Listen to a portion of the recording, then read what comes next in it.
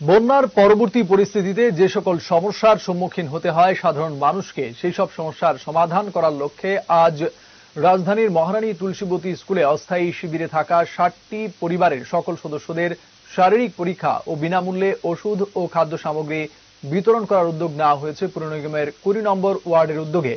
এদিন শিবিরে আশ্রয় নেওয়া সকলকে বিনামূল্যে চিকিৎসা পরিষেবা দেওয়া হয়, পাশাপাশি তাদেরকে কিছু বস্ত্র বিতরণ করা হয়। উপস্থিত ছিলেন ২০ নম্বর ওয়ার্ড কর্পোরেটর রত্না দত্ত সহ অন্যরা।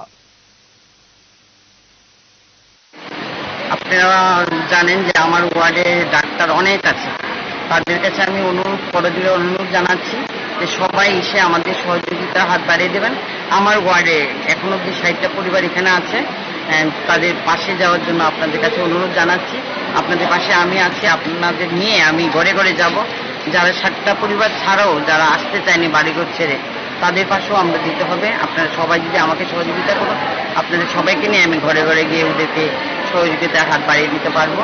আমার একান্ত অনুরোধ, এই ২০ নং ওয়ার্ডের পক্ষ থেকে সব ডাক্তারদের আমি অনুরোধ জানাচ্ছি, সবাই এসে সহযোগিতার হাত বাড়িয়ে দিন এবং যারা দুর্বল, যারা এই বৃষ্টিতে আক্রান্ত হয়েছে, তাদের প্রতি আপনাদের সহানুভূতি দেখানোর যে সময়টা এখন এসে গেছে, আপনারা ডাক্তারের মতন ওদেরকে সহযোগিতা করবেন।